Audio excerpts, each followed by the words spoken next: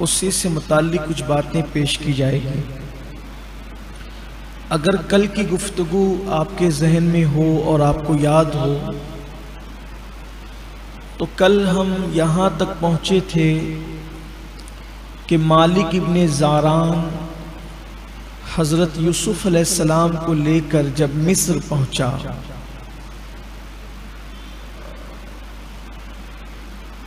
तो मिस्र जाने के बाद वहाँ पर परिंदों ने चहचहा, ऐलान गैबी तौर पे होने लगे और मालिक बिन ज़ारान पैसे लेकर 3 दिन तक हज़रत यूसुफ अलैहिस्सलाम की ज़ियारत कराता रहा। और अल मुख्तसर ये इख्तिसार के साथ कि फिर उसने हज़रत यूसुफ अलैहिस्सलाम को बेचने का फ़ैसला किया। हज़रत यूसुफ अलैहिस्सलाम को जब वो बाज़ार में लाया तो मिस्र का गरीब से गरीब इंसान हो या अमीर से अमीर तर या अमीर तरीन इंसान हो, सब हज़रत यूसुफ अलैहिस्सलाम को ख़रीदने के लिए आए। बड़ा मशहूर वाक़या है, आप बार बार भी इसको सुनते रहते हैं। उन्वान के तहत उसको बयान कर दिया जाए कि जब सब लोग यूसुफ अलैहिस्सलाम को ख़रीदने के लिए चले तो एक बूढ़ी औरत भी जो बहुत गरीब थी वो भी यूसुफ अलैहिस्सलाम को ख़रीदने के लिए चली। माल वाले तो माल लेकर चले, लेकिन वो बुढ़िया सूत, वो चरखा काटती थी तो वो सूत लेकर चले। किसी ने पूछा बड़ी भी किधर जा रही हो, तो कहा यूसुफ को ख़रीदने जा रही। वहाँ बोली लगेगी तो हम भी बोली लगाएंगे। तो किसी ने हंस के कहा वहाँ तो बड़े बड़े मालदार लोग हैं, मिस्र का बादशाह खुद खरीदने के लिए आया है, तो तुम कैसे उसको खरीद सकोगी। कहा कि मैं अपनी औकात जानती हूँ, मैं अपनी औकात जानती हूँ कि मैं खरीद नहीं सकती यूसुफ को, लेकिन जब क़यामत के दिन यूसुफ के खरीदारों की फहरिस्त बनेगी तो कहीं मेरा भी नाम आ जाएगा, अपना नाम दर्ज कराने जाए। ये बात जब मैं सुनता हूँ किसी से या कानों से या निगाहों से गुजरती है तो मुझे ख्याल आता है कि कहाँ इश्क रसूल और कहाँ हम। इश्क करने वालों में तो सिद्दीक़ अकबर थे, फारूक आज़म थे, उस्मान गनी थे, मौलाए कायनात थे, सहाबा थे, ताबईन थे, उवैस करनी थे, बिलाल हबशी थे। हम कहाँ आशिक। तो मैं सोचता हूँ जैसे वो सूत वाली बुढ़िया का नाम कहीं ना कहीं खरीदारान यूसुफ में आएगा, तो हम लोग जब बड़े बड़े उशाक के नाम ऊपर लिखे होंगे तो मैं छोटा मोटा अपना भी नाम किनारे की तरफ हुजूर के चाहने वालों में आ जाएगा, तो अपना भी बेड़ा पार हो जाएगा इश्क। वरना हम कहाँ, और इश्क अपनी क्या औकात। बस अल्लाह करे अल्लाह उनके वफादारों में कहीं अपना नाम दर्ज कर दे तो अपना बेड़ा पार हो जाए। लाखों की तादाद ने चारों तरफ से उस मैदान को घेर लिया और लोग आ गए।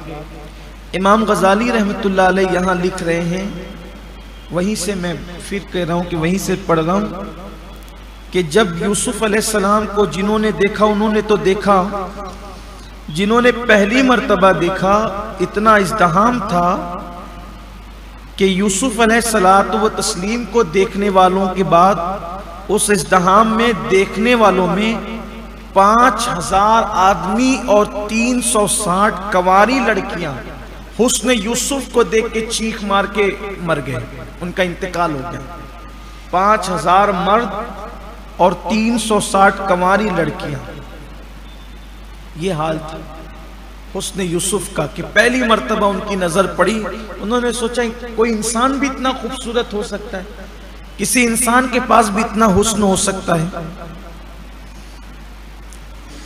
बादशाह भी आ गया था, बादशाह का लक़ब था अजीज मिस्र।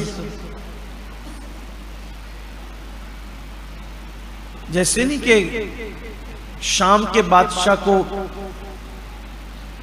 कैसर उसका लक़ब था कि जो भी बादशाह का नाम कुछ भी होगा लेकिन उसको कैसर कहा जाएगा। इसी तरह ईरान के बादशाह को किसरा कहा जाएगा, नाम कुछ भी हो। वैसी बाद में मिस्र के हर बादशाह को फिरौन कहा जाता है। हालांकि फिरौन कोई नाम नहीं है, बादशाह का लक़ब होता है, नाम कुछ भी होगा उसको फिरौन कहा जाएगा। लेकिन ये बाद में हुआ, पहले मिस्र के हर बादशाह को अजीज मिस्र कहते थे, मिस्र का बादशाह। तो अजीज मिस्र भी आया, मिस्र का बादशाह भी। उसकी कई बीबियां थी, उन बीबियों में जुलेखा नाम की भी एक बीवी थी। हमारे बड़े उलमाए किराम उसको जलीखा कहते हैं कि असल वो जलीखा है, जो भी है जुलेखा या जलीखा, लेकिन असल उसका तलफ़ुज़ जलीखा बताया जाता है कि नब अवाम में मशहूर है, तो इसलिए। तो मिस्र के बादशाह की बीवी जो जलीखा थी, उसने कहा बादशाह से कि बड़ी धूम है उस इब्रानी गुलाम की, उर्दुन से जो गुलाम आया है, शाम से जो गुलाम आया है, उस इब्रानी गुलाम की बड़ी धूम है पूरे मिस्र में, हम भी आना चाहते हैं बाजार में। कहा ठीक है तुम भी आ जाओ। तो ये जो जलीखा थी, ये अपनी कनीजों के साथ, पूरे बनाओ सिंगार के साथ, चूंकि बादशाह की बीवी थी, वो आई। तो ये अपने, चूंकि इनके बाप भी, जो जलीखा थी, इनके बाप भी बहुत बड़े बादशाह थे। मिस्र से 6 महीने के फासले पर जलीखा का वतन था, वो वहां के बादशाह थे।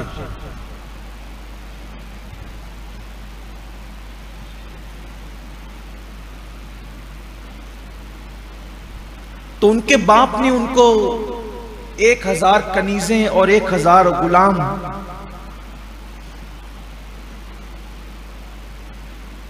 जब जलीखा की शादी की तो उस वक्त दिया था।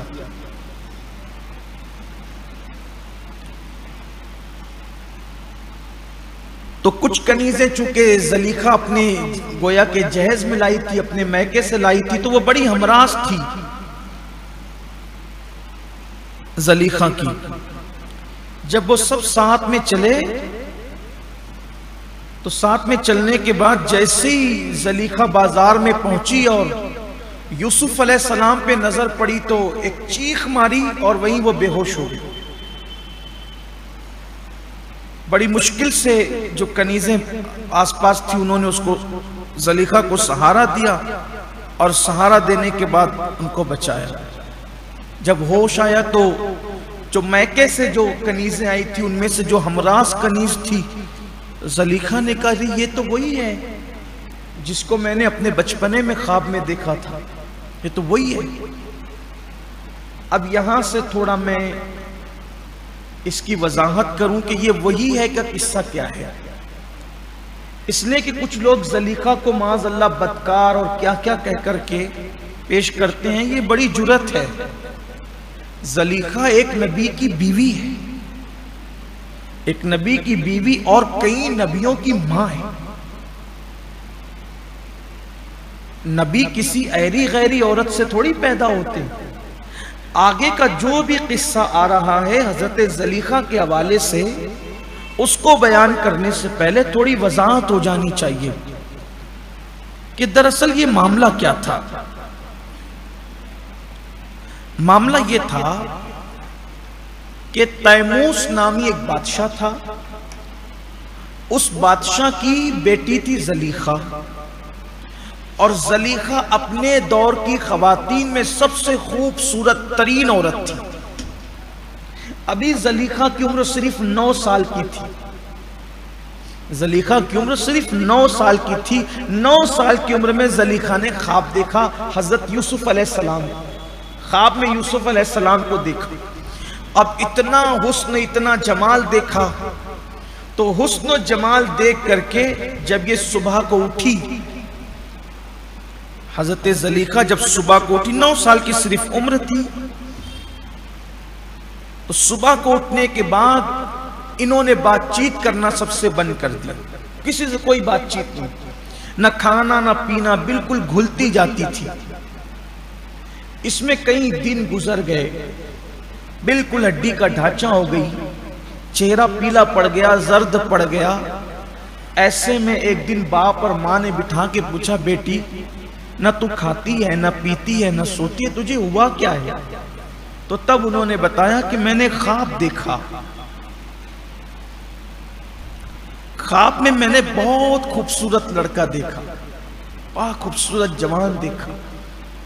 उसने मुझे कुछ कहा नहीं, मैं उस पर फरेब्ता हो गई और उसकी मोहब्बत में मैं मुब्तला हो गई।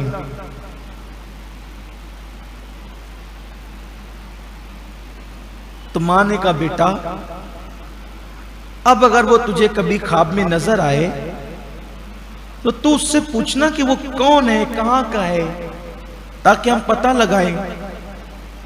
1 साल इसी में गुजर गया। उसके बाद हजरत ज़लीखा ने 1 साल के बाद फिर ख्वाब में हजरत यूसुफ अलैहिस्सलाम को देखा, और अब और खूबसूरती और हुस्न पर देखा तो पूछने लगी कि तू कौन है, मैं तुझ पर आशिक हो गई हूं, तुझसे मोहब्बत है मुझे, तू कौन है, बता तो सही, और तू कहां का है ताकि मैं तुझे ढूंढूं।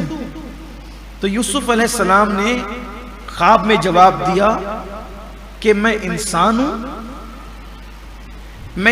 हूं और मैं तेरे लिए हूं और तू मेरे लिए, हम दोनों एक दूसरे के लिए पैदा किए गए हैं, इसलिए तुझे चाहिए कि तू मेरे सिवा किसी को पसंद नहीं करना। 10 साल की हो गई थी, समझदार हो गई थी। यही बात कर रहे थे यूसुफ अलैहिस्सलाम की अचानक ख्वाब टूट गया। कुछ ख्वाब ऐसे होते हैं ना, जब वो ख्वाब टूट जाते हैं तो आदमी को बहुत पछतावा होता है, काश के थोड़ी देर और सोया रहता तो ख्वाब की तकमील होती।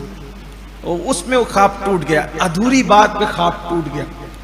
अब ज़लीखा इतनी गुफ्तगू पर कि मैं इंसान हूं, तेरे लिए हूं, तू मेरे लिए है, मेरे सिवा किसी को पसंद ना करना, इस पर ज़लीखा पागल हो गई। ऐसी पागल हुई कि हजरत ज़लीखा को कैद में रखना पड़ा, हाथ उनके बांध देने पड़े। हुस्न यूसुफ को देखकर पागल हो। यहां पर अपनी अकीदतों का फिर इजहार कर लो। हुस्न यूसुफ वो है जिसको देखकर लोग पागल हो जाएं, और हमारे आका का हुस्न मुस्तफा वो है, पागल देखे तो अल्लाह उसका पागलपन दूर फरमाए। जाहिर सी बात है वो भी हुस्न है, उस हुस्न पर हमारी जाने कुर्बान है, हुस्न यूसुफ पर। लेकिन क्या हुस्न है ऐ सैयद अबरार तुम्हारा, अल्लाह भी है तालिबे दीदार तुम्हारा, और क्यों दीद के मुश्ताक न हो हजरत यूसुफ, अल्लाह का दीदार है दीदार तुम्हारा। तो पागल हो गई, बहुत रोती थी, बहुत रोती थी। आखिरकार 1 साल उसी जुनून की और पागलपन की कैफियत में गुजरी। फिर एक दिन हजरत यूसुफ अलैहिस्सलाम फिर तशरीफ लाए और फरमाया, जब पूछा कि तू है कहां, मैं तुझे कहां ढूंढूं, कहां तलाश करूं, तो कहा मैं मिस्र का बादशाह हूं और तेरी मेरी मुलाकात मिस्र में होगी। अब जैसे ही ये बात उन्होंने ख्वाब में देखी कि मैं मिस्र का बादशाह हूं और तेरी मेरी मुलाकात मिस्र में होगी, तो फिर हजरत ज़लीखा ने सुबह होते ही उनका जुनून खत्म हो गया, पागलपन खत्म हो गया, और अपने बाप को आवाज दी, बाबा मैं अच्छी हो गई हूं। और फिर माँ को और बाबा को बताया कि वो मुझे फिर नजर आया और उसने बताया कि वो मिस्र का बादशाह है और मुलाकात हमारी मिस्र में होनी है। उसी दरमियान में अब ज़लीखा बड़ी हो गई, उम्र की जवानी को पहुंच गई। 19 मुल्कों के बादशाहों ने शादी का पैगाम दिया। बाप ने आकर कहा, बेटी इस मुल्क का भी बादशाह था, इस मुल्क का भी, इस मुल्क इसका भी एलची आया, इसका भी आया, इसका भी आया, इसका भी आया। ज़लीखा ने कहा, सब आए, मिस्र का एलची नहीं आया, मिस्र के बादशाह का एलची पैगाम लेकर नहीं आया। कहा, नहीं बेटी, वहां से कोई खत नहीं आया, कोई एलची नहीं आया। कहा, बाबा मैंने तो किसी के साथ शादी नहीं करना है, मैंने तो शादी करना है तो सिर्फ मिस्र के बादशाह से करनी है। अब कहा, बेटी वहां से तो कोई खत नहीं, कोई पैगाम नहीं आया, लेकिन तेरी खुशी के लिए वहां हम खुद पैगाम भेजेंगे। तो हजरत ज़लीखा के वालिद ने खत लिखा मिस्र के बादशाह को, अजीज मिस्र को। कहा, हमारी बेटी है, बड़ी खूबसूरत है, वो तुम्हें चाहती है, अगर आप चाहें तो हम उसके साथ आपकी शादी कर दें। तो चूंकि बादशाह का खत था, 6 महीने का फासला था दोनों जमीनों का, तो मिस्र के बादशाह ने जवाब दिया, जो हमसे मोहब्बत करता है हम उसकी मोहब्बत को इनकार नहीं करते, अगर आपकी बेटी हमारे साथ शादी करने के लिए तैयार है हम भी तैयार हैं। हालांकि हजरत ज़लीखा के वालिद ने कहा था कि हम तुम्हें जो मांगेंगे आप देंगे, लेकिन आप हमारी बेटी से शादी कर लें। अजीज मिस्र ने कहा, मिस्र के बादशाह ने, हमें कुछ नहीं चाहिए, हमारे पास बहुत है, बादशाह थी, सिर्फ आपकी बेटी की शादी कर दें। फिर भी 1000 गुलाम, 1000 कनीज, 1000 घोड़े, खच्चर, बड़ी तफसील दिए इमाम गजाली ने, लेकिन मुझे उसकी तरफ बहुत वक्त नहीं गुजारना, इसलिए कि हमें अब इस वाक़े को मुकम्मल भी करना है, क्योंकि आगे के भी दुरूस है ना। अब ये दुल्हन बन करके महल में आ गई, मिस्र के महल। ये बहुत खुश थी, इसलिए कि ख्वाब में वो जो हुस्न था, जमाल था, वही सब तस्वुरात थे। तो जैसी रात आई तो अजीज मिस्र का बादशाह जैसी हुजरे में आया, उस कमरे में आया, कमरे में आने के बाद जैसी ज़ुलेखा ने देखा उसको, तो दोनों आस्तीन से अपना चेहरा छुपा लिया और कनीसे का, ये कौन आ गया, ये वो नहीं है जिसको मैंने ख्वाब में देखा था, ये तो गलत आदमी है। तो जो साथ में तजुर्बेकार कनीज भेजा था उनके वालिद ने कहा, ऐसा मत कहिए, तेरा शोहर है। कहा, लेकिन ये वो नहीं है जो मेरे ख्वाब में आया था। तो कहा, जो भी हो, 6 महीने का फासला है, तेरे बाप से तू 6 महीने के फासले पे दूर है, तू दुल्हन बन करके आई है, तो कुछ बात करेगी तो कत्ल कर दी जाएगी, जान से भी हाथ धोगी, सब्र कर, खामोश रह, चुप कर। ऐसे में दोनों की बातें हो रही थी तो गैब से आवाज आई, ज़लीखा चुप रहो, खामोश रहो, यही महल है जहां तुझे उससे मिलाया जाएगा जिसने तुझे ख्वाब में अपना चेहरा दिखाया। और ये अल्लाह की शानें हैं, अल्लाह इन्हीं बहानों से मिलाता है, ये अल्लाह की शानें। लेकिन तुझे सब्र करना होगा, तुझे आजमाइश से गुजरना होगा। बगैर आजमाइश से गुजरे हुए इंसान अपनी मुराद को नहीं पहुंच सकता। कुछ सब्र आजमा हालात होंगे, तुझे उससे गुजरना होगा। मिस्र का बादशाह अजीज मिस्र, जैसे उसने घूंघट उठाया ज़ुलेखा का, तो अल्लाह तबारक व तआला ने, चूंकि यूसुफ अलैहिस्सलाम के लिए ज़लीखा मुकर्रर हो चुकी थी, तो अल्लाह ने ज़लीखा को उसकी नजरों से ओझल कर दिया, हटा दिया, और एक जिन्नी को ज़लीखा की हम शक्ल बनाकर अजीज मिस्र के सामने रख दिया।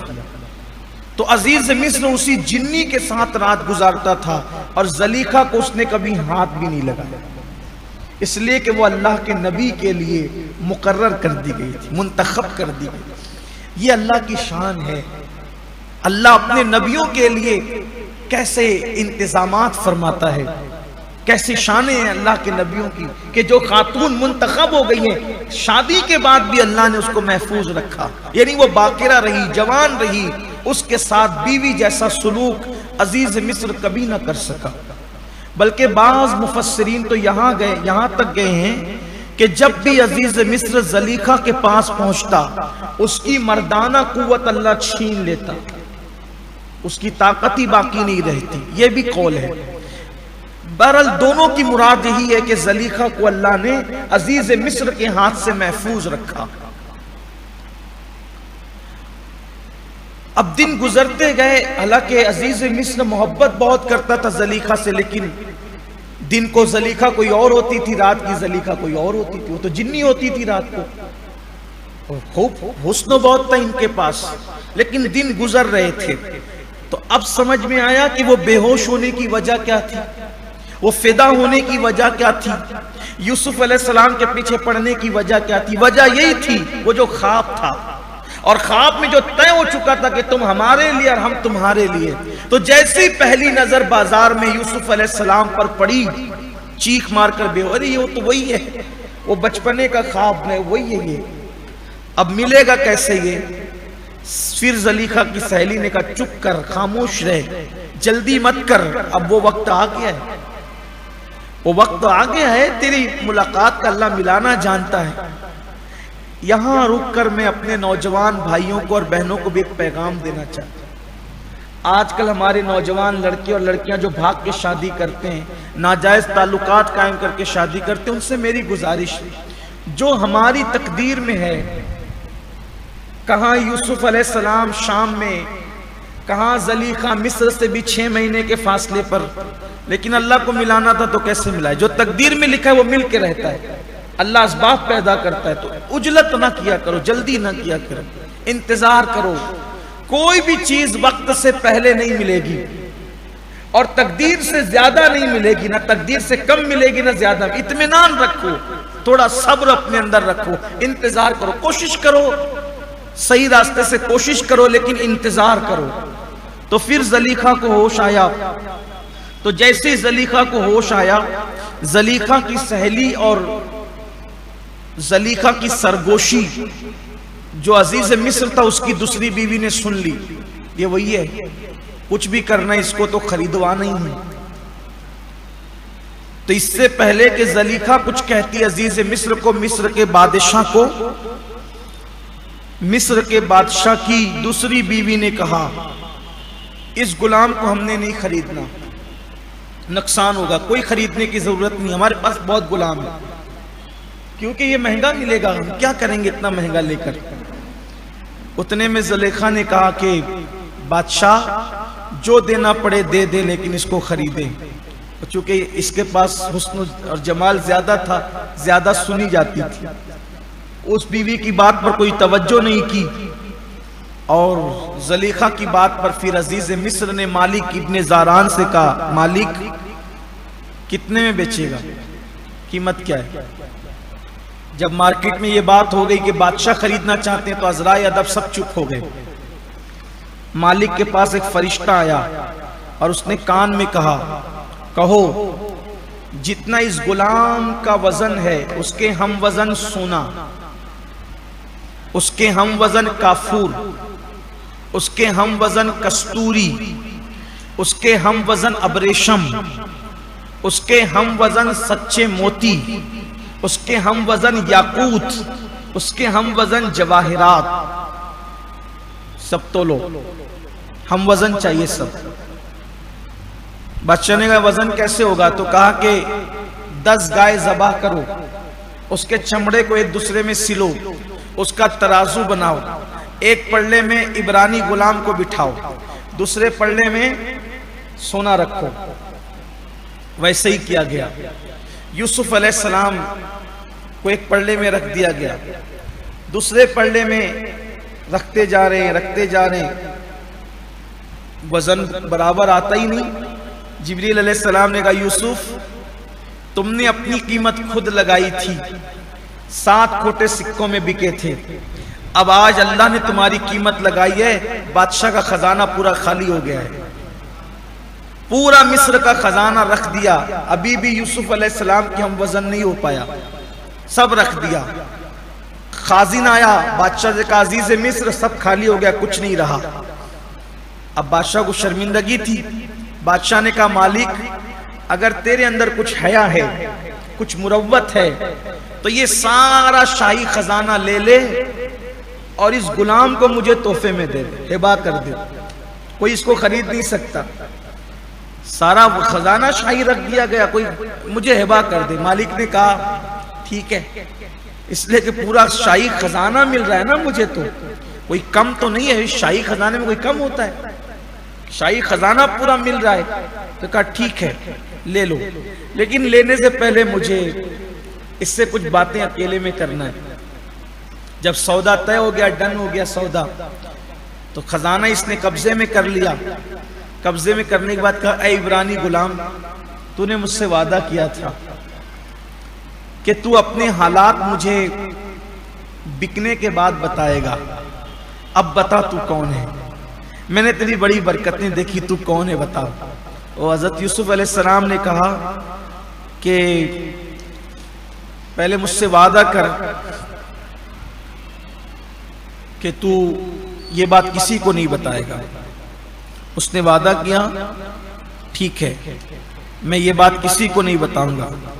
तो तब यूसुफ अलैहिस्सलाम ने फरमाया कि मैं यूसुफ हूं, यूसुफ इब्ने याकूब इब्ने इसहाक इब्ने इब्राहिम अलैहिस्सलाम, आले नबी हूं, आले पैगंबर हूं, मैं कोई मामूली इंसान नहीं हूं। और वो जो मेरे मालिक थे ना, वो मेरे मालिक नहीं थे, वो मेरे भाई थे, सौतेले भाई, उन्होंने मुझे बेचा। भाइयों ने क्यों बेचा आपको? कब भाइयों की बुराई नहीं करना चाहता, बेच दिया। अब मैंने अपनी बात तुम पर जो है वो वाजे कर दी है, इसलिए अब आप मुझे छोड़ो। तो कहा यूसुफ जब तुम आले पैगंबर हो, तुम्हारी दुआएं मकबूल है, मुझे बेटियां ही बेटियां हैं, मेरे लिए दुआ करो कि अल्लाह मुझे बेटा अता फरमाए। तो हज़रत यूसुफ अलैहिस्सलाम ने कहा, अल्लाह तुझे एक नहीं, अल्लाह तुझे 24 बेटे अता फरमाएगा।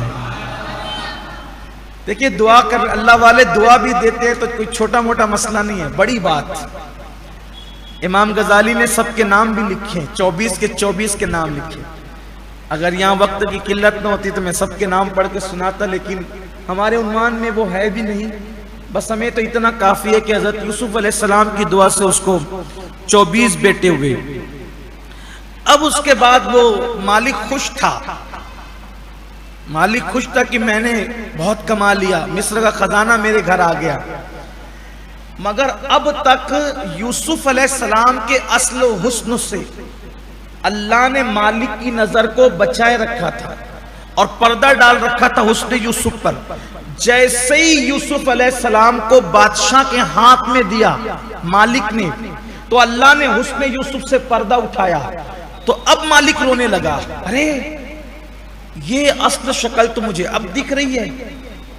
मैं तो इतना रहा था, खुश हो रहा था कि मिस्र के खजाने मैंने बहुत महंगा बेच दिया, बहुत सस्ता बेचा मैंने, क्या हो गया? लेकिन अब चूंकि बेच चुका। अब यूसुफ अलैहिस्सलाम बादशाह के घर में पहुंचे। जैसे ही महल में कदम रखा, बादशाह को पछतावा हुआ, पूरा खजाना दे दिया एक गुलाम के लिए। फौज की तनख्वाह कैसे करूंगा, निजाम कैसे चलाऊंगा? तो खाजिन से कहा कि सब दे दिया। कहा सब दे दिया? कहा देख कुछ है कि नहीं, कैसे चलाएंगे निजाम? तो वो हंसते हुए आया, कहा अरे मैं ताज्जुब कर रहा हूं। कहा क्या हुआ? कहा कि जितना खजाना था उससे ज्यादा खजाना मौजूद है। कहा ये कैसे हुआ? कहा कि ये इब्रानी गुलाम की बरकत। कहा इसका मकाम इसके अल्लाह के यहां बहुत बुलंद है, इसलिए कि जब खरीदो फरोख्त हो रही थी तो मैंने एक परिंदा इस पे गिरते हुए देखा और वो परिंदा इससे बातें करता था। और वो परिंदा कहता था कि जब तूने अपनी कीमत लगाई तो देख, तू 7 खोटे सिक्कों में बेचा गया, और आज अल्लाह ने तेरी कीमत लगाई तो मिस्र का खजाना भी कम पड़ गया। तो ये सब चीजें मैं सुन रहा था, तो इसलिए ये कोई मामूली इंसान नहीं है, इससे परिंदा बात करता है इंसानों की जबान में, इसलिए इसका मर्तबा बहुत बड़ा है। और इसी की बरकत से तेरा खजाना जितना था उससे और बढ़ गया है। बादशाह ने देखा तो खुश हुआ कि ये पहली बरकत है। और बादशाह ने जलीखा से कहा, जलीखा देख कितना खूबसूरत है ये जवान, और हमारे यहाँ कोई बेटा भी नहीं है, औलाद हमें नहीं है। जाहिर सी बात है कि जलीखा से तो कोई मामलात ही नहीं थे, तो औलाद क्या होती, हमारे यहाँ कोई औलाद नहीं है, इसलिए हम इसको अपना बेटा बनाएंगे, इसको बहुत इज्जत और इकराम और एहतराम से रखना, ये हमें काम आएगा।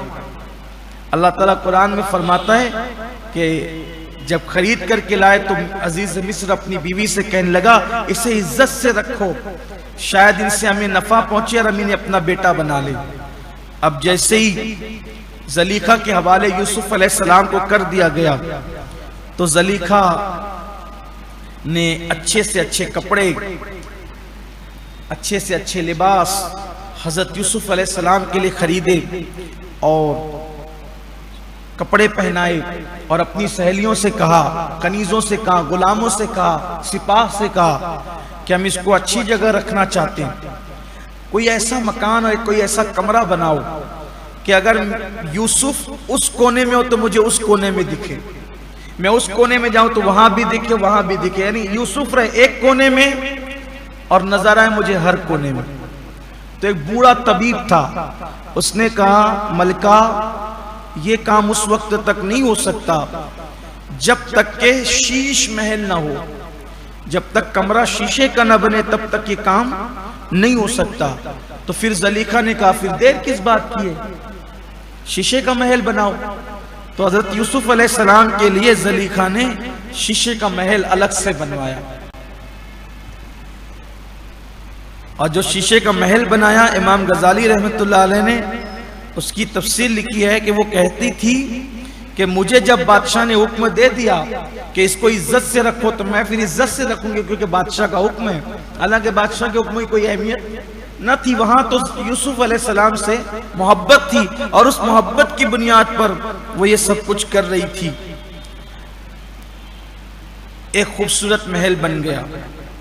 खूबसूरत महल बनने के बाद अब जलीखा को वो अपने ख्वाब की याद बार बार ताजा होती थी।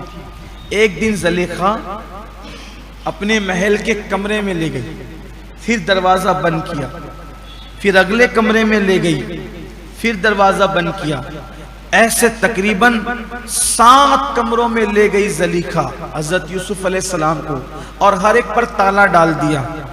और जब ताला डाला तो हजरत यूसुफ अलैहिस्सलाम से उसने कहा, यूसुफ मैं तुमसे मोहब्बत करती हूँ, मुझे तुमसे प्यार है, मैंने तुम्हें ख्वाब में देखा है, अब एक काम करो, तुम मेरी हाजत पूरी करो। हजरत यूसुफ अलैहिस्सलाम ने कहा, क्या मतलब तेरा? उसने कहा कि मेरी नफसानी ख्वाहिश पूरी करो, यानी मेरे साथ माअज़ल्लाह बीवी जैसा सलूक करो। हजरत यूसुफ अलैहिस्सलाम ने कहा, माअज़ल्लाह, अल्लाह की पनाह, क्या मैं जिना करूंगा? ये तो जाहिलों का काम है। हदीस पाक में आता है, जिना इतना बदतरीन फेल है कि जो जिना करता है अल्लाह उसकी उम्र कम कर देता है, उसकी रोजी कम कर देता है, अल्लाह उसको जलील कर देता है, और अल्लाह तबारक व तआला उसके लिए वो दर्दनाक अज़ाब अल्लाह ने तैयार कर रखा है कि जिना करने वाले को वो अज़ाब दिया जाएगा कि क़यामत के दिन उसकी शर्मगाह से वो बदबू निकलेगी कि जिसकी बदबू से अहले मैशर के दिमाग फटने लगेंगे। और हर गुनाह की सजा सिर्फ गुनाह करने वाले को मिलती है, लेकिन जिना वो बदतरीन जुर्म है जिसकी सजा नस्लों तक बाकी रहती है। बड़ा भयानक जुर्म है जिना। अल्लाह हर मुसलमान को महफूज रखे।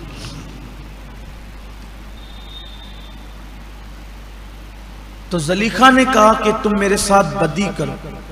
अल्लाह कुरान में फरमाता है, जब औरत ने उसको फुसलाया तो उसने अल्लाह की निशानी देखी। अगर वो अल्लाह की निशानी न देखता तो औरत ने उसकी तरफ कस्द किया तो वो भी औरत की तरफ कस्द करता, अगर निशानी न देखता। अब ये निशानी अल्लाह की क्या थी, इस पर मुफस्सिरीन के अलग अलग अक़वाल हैं। उसमें एक कौल ये है कि गैब से आवाज आई, यूसुफ तुम्हारा अल्लाह तुम्हें देख रहा है। एक दूसरी निशानी यह है कि ज़लीखा ने जब यूसुफ अलैहिस्सलाम को गुनाह की दावत दी तो ज़लीखा का वहां एक बुत रखा हुआ था, वो सोने का था जिसकी वो पूजा करती थी, इबादत करती, और ज़लीखा ने अपना दुपट्टा उतार के उसके मुंह पे रखा। तो यूसुफ अलैहिस्सलाम ने पूछा, ये क्या कर रही हो? कहा ये मेरा खुदा है, कहीं ये मुझे जिना करते देख न ले। तो यूसुफ अलैहिस्सलाम को ख्याल आया, जो देख नहीं सकता उस खुदा से इतनी हया इसको है, मेरा खुदा तो मुझे देख रहा है। निशानी पर एक कौल और भी आता है कि हजरत यूसुफ अलैहिस्सलाम ने अपने बाबा याकूब अलैहिस्सलाम को देखा कि वो दांत तले उंगली दबा रहे, कहते हैं यूसुफ तू पैगंबर की औलाद है, तू जिना करेगा, तू आले पैगंबर है, तू जिना करेगा, दांत तले उंगली दबा रहे। ये निशानी जो भी हो, अकवाल मुख्तलिफ हैं। हजरत यूसुफ अलैहिस्सलाम ने देखा तो भागे। जब भागे यूसुफ अलैहिस्सलाम, चूंकि ताले पड़े हुए थे 7 कमरों पर, अल्लाह की शान, जिस दरवाजे पर पहुंचते ताला खुद ब खुद टूट के गिर जाता, दरवाजा खुल जाता। यहां तक के 7 कमरों से निकल गए यूसुफ अलैहिस्सलाम। यहां हमारे जवानों को एक फिर पैगाम मिलता है। लोग कहते हैं हम गुनाह से बचना चाहते हैं, बच नहीं पाते, गुनाह से बचना चाहते, बच नहीं पाते। झूठ बोलते हैं लोग। जो गुनाह से बचने का सच्चा इरादा कर ले, अल्लाह की शान है कि अल्लाह अपने करम से उसको बचा लेता है। देखा नहीं, 7 कमरों पर ताले पड़े हुए थे, लेकिन यूसुफ अलैहिस्सलाम बचना चाहते थे तो ताले टूट टूट कर गिरते गए, यूसुफ अलैहिस्सलाम बचकर निकल गए। ऐसे में ज़लीखा पीछे दौड़ी, क्योंकि उसको ख्याल था कि मैंने तो ताले लगा रखे हैं दरवाजों पर। ज़लीखा पीछे दौड़ी और हजरत यूसुफ अलैहिस्सलाम का दामन पकड़ा। कुरान कहता है वो पीछे से फट गया। ये भागा दौड़ी चल रही थी। यूसुफ अलैहिस्सलाम दौड़कर बाहर निकले, इधर ये निकले, उधर से मिस्र का बादशाह आया। ये सब क्या चल रहा है? ये सब क्या हो रहा है? मिस्र के बादशाह ने पूछा ये सब क्या हो रहा है? तो इससे पहले कि यूसुफ अलैहिस्सलाम कुछ कहते, ज़लीखा बोल पड़ी कि बादशाह, इसने आपके घर वालों के साथ, आपकी बीवी के साथ इसने खयानत करने की कोशिश की। मैं अपने आप को बचा के भाग रही थी। औरतें तो फिर औरतें, औरतें तो फिर औरतें होती। अल्लाह ने कुरान में कहा, औरतें बुरा ना माने, अल्लाह ने कुरान में कहा औरतों का मक्र बड़ा अजीम है, बहुत बड़ा है। इससे पहले यूसुफ अलैहिस्सलाम कुछ कह दिया, अपनी कहने लगी तो आपके घर वालों के साथ इसने बुराई चाहिए और बुराई करने की कोशिश की। यूसुफ अलैहिस्सलाम ने जवाब दिया, नहीं, मैं बेकसूर हूं, मैं खयानत करने वाला इंसान नहीं हूं, मैं खाइन नहीं हूं। आपने मुझे इतने अच्छे से रखा, इतने अच्छे से मेरी परवरिश की, तो मैं नेकी का बदला बदी से क्यों दूंगा?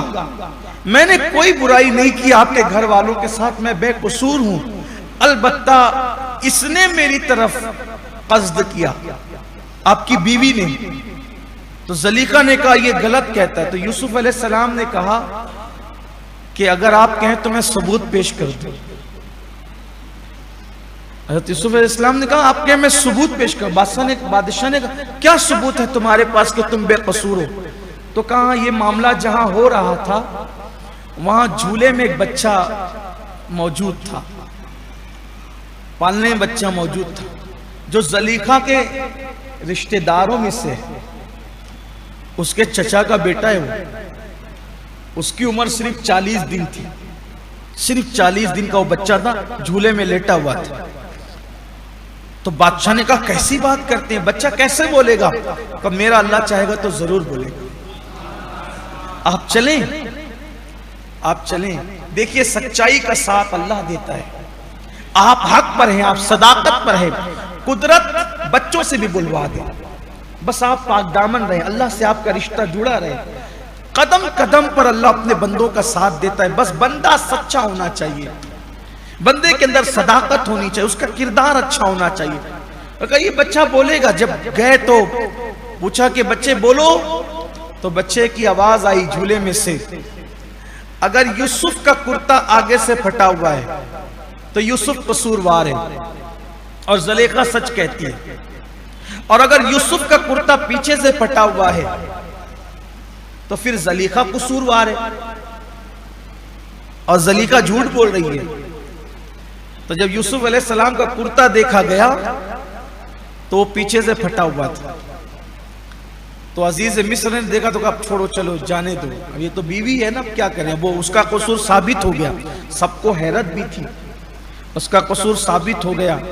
तो ऐसे में उसने कहा कि अब जाने दो, छोड़ो ये सब मसला, जाने दो, यूसुफ रहने दो। ये औरतें ऐसी होती, इनका मक्र बड़ा बड़ा जबरदस्त है। अब कहते हैं कि बुराई जो है ना वो छुपती नहीं है, और बुराई चुपती नहीं है। अब ये वाकया तो हो गया महल में, फिर भी ज़ुलेखा तो ज़ुलेखा थी, वो यूसुफ अलैहिस्सलाम को हासिल करने के लिए हर कोशिश कर रही थी, चूंकि वही बचपने का ख्वाब, हालांकि ये कोई बदकार बुरी औरत नहीं थी, वही बचपने का ख्वाब उसको उभारता था कि भाई मैं उसके लिए पैदा की गई हूं, तो इसीलिए वो हासिल करने की कोशिश करती थी, बस यही बात थी। अब ये बात महल से निकलकर बाहर पहुंची।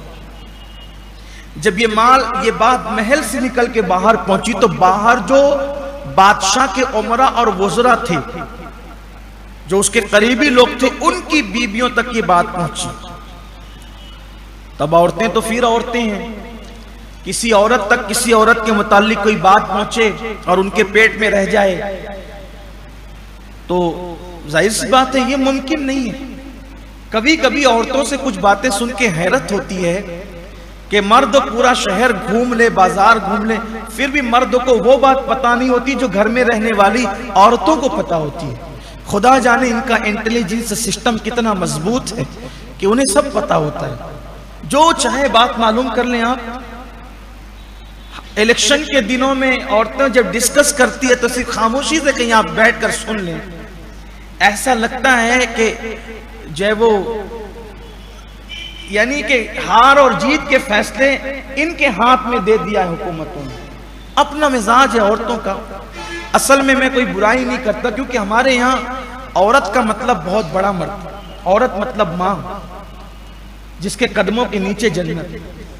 औरत मतलब बीवी, शरीक हयात, जिससे प्यार ही मिलना है। औरत मतलब बेटी, औरत मतलब बहन। 4 रूप है हमारे यहाँ। लेकिन बहरहाल फितरत तो फितरत है। अल्लाह ने टेढ़ी पिछली से पैदा किया औरत को, अल्लाह ने इनमें टेढ़ापन रखा है। वो है वो रहेगा, वो है वो रहेगा।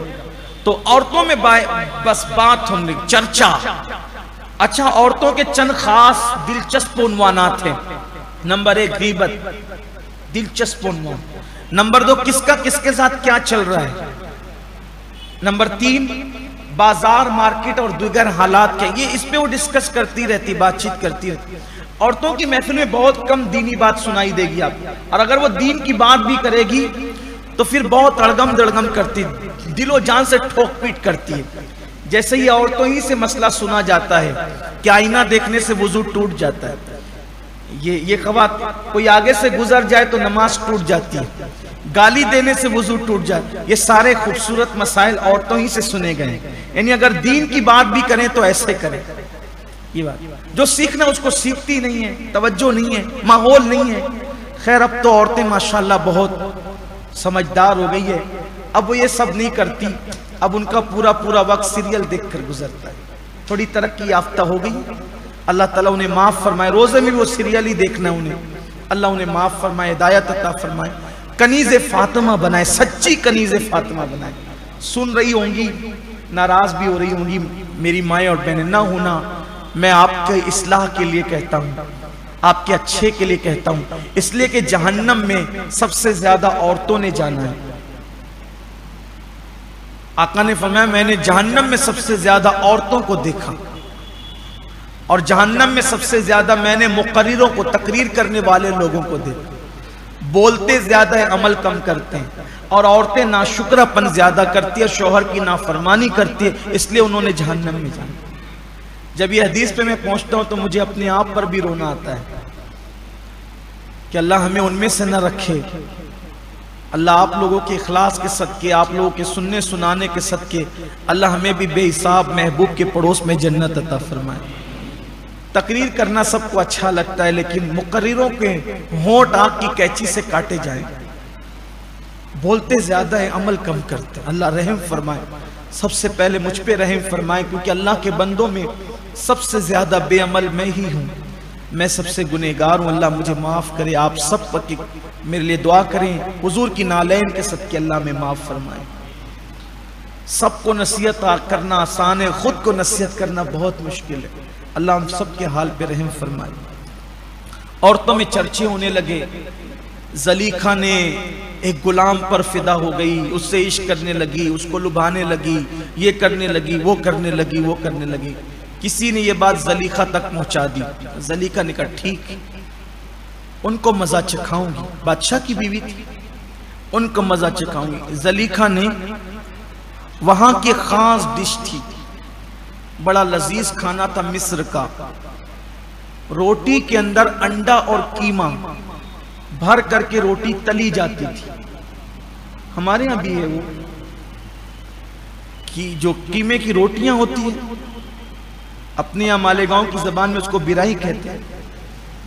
ऐसी कोई शक्ल का उसने खाना बनाया, अब बहुत एहतिमाम किया। फिर सोने का तख्त रखा और उन सबको बुला करके कहा, मुझे ताना देती हो यूसुफ पर कि मैं ऐसी मैं वैसी, तुमने यूसुफ को देखा है? का नहीं देखा। तो कहा, ये जो इतनी बड़ी बड़ी बातें करती हो ना, नहीं देखने पे करती, एक बार देखो तो जो मेरा हाल है उससे बदतरीन हाल तुम्हारा हो। खाना उना खिलाया, बड़ी खातिर तवाज़ो की। यूसुफ अलैहिस्सलाम को कहा कि अपने चेहरे पे नकाब डाल के आना, जब कहूंगी तब उठाना। तो उन सब ने अपनी अपनी जगह पर सब बैठ गई। वो सहेलियां थी ज़लीखा की, मालदारों की बीबियां। सोने के तख्त पर ज़लीखा ने यूसुफ अलैहिस्सलाम को लाके बिठाया और उनके हाथ में एक एक लीमू दिया और एक एक छुरी दी। का जैसे मेरे यूसुफ को देखना, तुम्हारी जिम्मेदारी है कि तुमने छुरी से लीमू काटना है, फल काटना है। ठीक। फिर हज़रत ज़लीखा ने यूसुफ अलैहिस्सलाम से कहा, नकाब उलट दें। जैसे आपने नकाब पलटा है तो वो चीख पड़ी, ये इंसान नहीं है, अल्लाह की कसम ये इंसान नहीं है, ये फरिश्ता है, मलाक मुकर्रब है ये। और यूसुफ अलैहिस्सलाम को देखती रही और वो लीमू काटती रही। लीमू काटने की बजाय ऐसे देखने में मगन थी और इतनी मस्त हो गई थी कि लीमू काटने की बजाय उन्होंने अपनी उंगलियां काट ली, लेकिन उनको खबर भी नहीं हो कि उंगलियां कट गई। बल्कि बाद मुफस्सिरीन ने लिखा है कि उन औरतों ने देखा तो उनके जिस्म से भी खून जारी हो गया, और उस खून को छुपाने के लिए कुदरत ने उंगली कटवा दी। ये यूसुफ अलैहिस्सलाम का हुस्न था। ये तो बशर नहीं है, ये इंसान ही नहीं, फरिश्ता है, मलाक मुकर्रब है ये। फिर ज़लीखा ने उठा दिया हज़रत यूसुफ अलैहिस्सलाम को। वो तो सब हाय हाय करते हुए उठी, तड़प गई वो सब भी, ताना देना छोड़ दिया। यहां रुक करके बहुत खूबसूरत बात हमारे उशाक सूफिया कहते हैं, हुस्न यूसुफ सामने हो, उंगलियां कटे तो उंगली कटने का असर नहीं होता कि उंगली कट गई। और हदीस पाक में आता है, जब कोई अल्लाह की राह में शहीद होता है, उसके खून का कतरा पहला जमीन पे गिरता है तो उसको अल्लाह का दीदार नसीब होता है। हुस्न यूसुफ सामने हो तो उंगलियां कटने का असर नहीं होता, उसकी तकलीफ नहीं होती। यूसुफ को बनाने वाले खुदा का हुस्न सामने हो तो शहीद होने वाले को शहादत की तकलीफ कैसे हो सकती। लोग समझते हैं कि तलवारें काट गई, ये टुकड़े हो गए, वो हो गए। नहीं, उनको चूंटी के काटने से ज्यादा शहीद को तकलीफ नहीं होती। इसलिए हमारे बुजुर्गान दिन दुआ करते थे, अल्लाह शहादत की मौत अता, अल्लाह से शहादत मांगो, इसलिए कि रब्बे यूसुफ, हाय हाय उसके हुस्न का आलम क्या हो। अल्लाह अकबर। और आम मोमिन आशिक रसूल जब मरता है तो मौत के वक्त वो हुजूर का दीदार करे। यहां भी बड़ी बात है, हुस्न यूसुफ सामने हो तो उंगलियां कटने का असर नहीं होता है? और हुस्न यूसुफ क्या है? एक दिन उम्मुल मोमिन हज़रत आयशा सिद्दीका ने पूछा, आका आप ज्यादा खूबसूरत है या यूसुफ ज्यादा खूबसूरत थे? तो आका ने फरमाया, आयशा अल्लाह ने मेरे हुस्न का आधा मेरे भाई यूसुफ को दिया। आधे हुस्न का ये आलम है, सरापा हुस्न का, पूरे हुस्न का आलम क्या हो? वो कमाल हुस्न हुजूर है कि गुमान नक्स जहां नहीं, यही फूल खार से दूर है, यही शम्मा है कि धुआं नहीं। जल्दी जल्दी अब चलते इख्तिसार के साथ। अब ये चर्चा जब होने लगा और महल में यूसुफ अलैहिस्सलाम थे, उसके बाद भी ज़लीखा कहती थी, देखो यूसुफ जो मैं कह रही हूं वो तुम्हें करना पड़ेगा, यानी तुमको मेरे साथ बदी करनी होगी, और अगर तुम ऐसा नहीं करोगे ना तो मैं तुम्हें मार खिलवाऊंगी, तुम मार खाओगे, या फिर तुम जेल भेज दिए जाओगे, कैद में डाल दिए जाओगे। यूसुफ अलैहिस्सलाम ने अल्लाह की बारगाह में हाथ उठा दिए, ए अल्लाह, एक तरफ जिना है और दूसरी तरफ जेल की सौबतें और कैद और बंद है। जेल की सौबतें एक न एक दिन खत्म हो जाएगी, लेकिन जिना का धब्बा अगर मेरे दामन पे लगे, जो कि नामुमकिन है, वो मासूम थे, नबी थे, लेकिन ये हमारी तालीम के लिए, जिना का धब्बा अगर दामन पे लगेगा तो फिर क़यामत तक छूट नहीं पाएगा। तो मौला एक तरफ जिना और एक तरफ जेल की मुसीबतें और कैद है, तो मुझे जिना पसंद नहीं है, मुझे कैद पसंद है। अगर कैद में जाने की वजह से, वो आज लगता है कि गुफ्तगू पूरी नहीं हो पाएगी, मैं अब इख्तिसार के साथ किसी नतीजे पे बात को पहुंचा देता हूं, फिर हम बात खत्म करते हैं, वक्त हमारा हो चुका है। तो जब ज़लीखा ने कहा यूसुफ अलैहिस्सलाम को कि या मारे जाओगे, यानी मार पड़ेगी, या कैद में जाना पड़ेगा, या फिर मेरे साथ ज़िना करो, तो आपने दुआ की, अल्लाह मुझे कैद गवारा है, मार खाना गवारा है, मुझे ज़िना गवारा नहीं है, इसलिए इस औरत के मक्र से, इस मुराद से मुझे बेहतर है कि तू मुझे कैद में डलवा दे।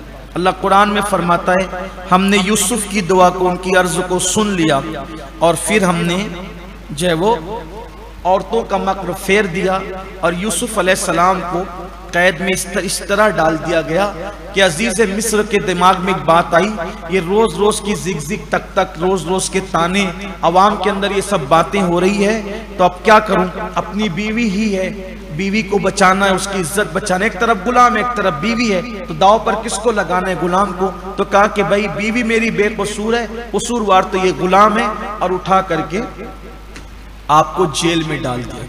जब हजरत यूसुफ अलैहिस्सलाम को जेल में डाल दिया गया, तो यूसुफ अलैहिस्सलाम के पास जो खाना आता था, वो खाना जो है वो आप कभी दारोगा को दे दिया, कभी लोगों को बुला के खिला दिया, और जब आपको जेल में भेजा गया तो बादशाह का हुक्म था, इसको बहुत मारो। ज़लीखा का भी हुक्म था, इसको इतना मारना कि इसकी चीख निकले। सैली ने कहा, ज़लीखा इश्क करती इतना है कि बदनाम हो गई पूरी मिस्र में, क्यों मार खिलवाती है? कहा, अरे पगली, कैद खाने में जाएगा तो मैं यूसुफ की आवाज कैसे सुनूंगी, और उसकी आवाज के बगैर मैं कैसे रह सकूंगी? तो कम से कम मार पड़ेगी तो चीखने की आवाज आएगी, तो कम से कम मेरे कान को यूसुफ की आवाज तो सुनने मिलेगी। ये कह दिया, लेकिन फिर नहीं, दिल नहीं माना। उधर दारोगा को कहा गया, बहुत मारना इसको।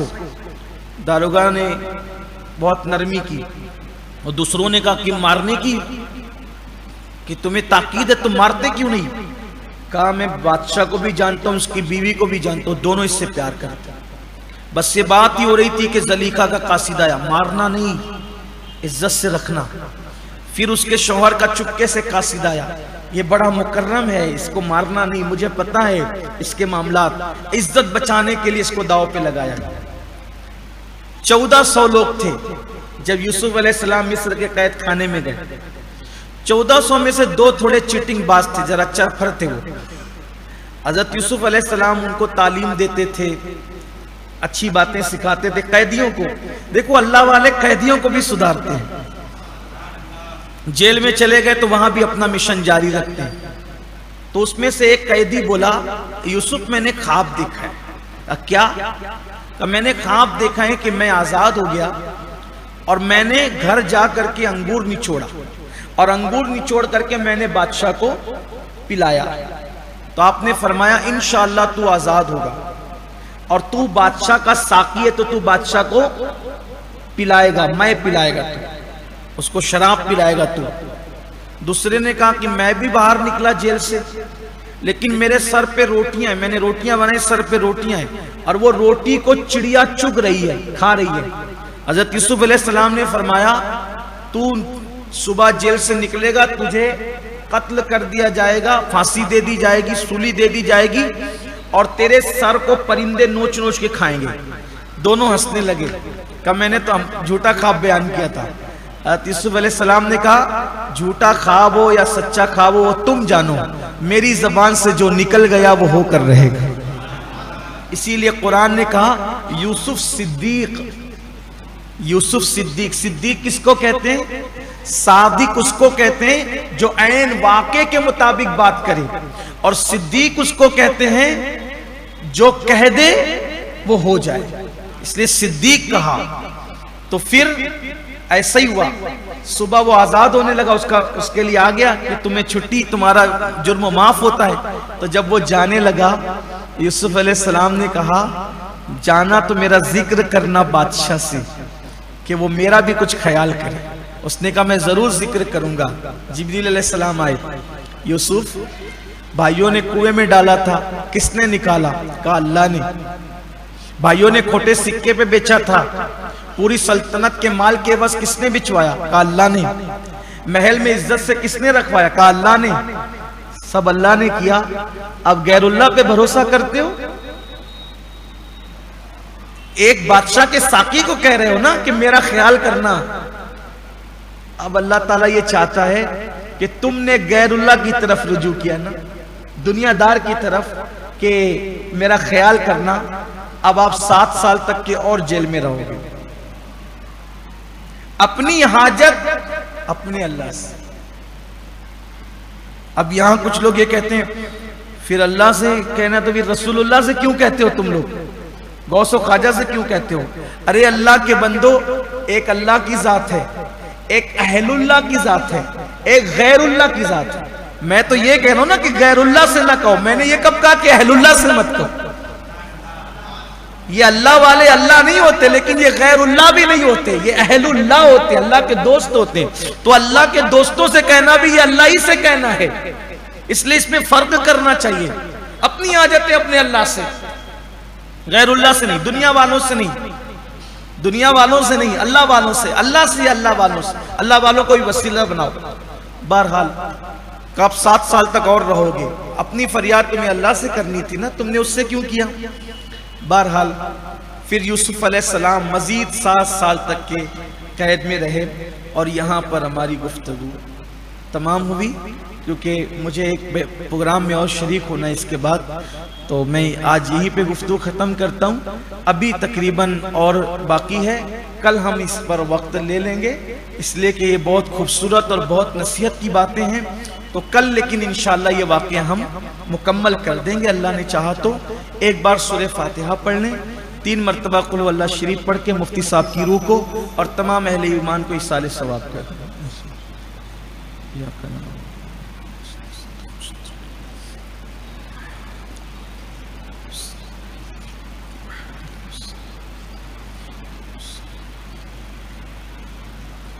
अल-फातिहा।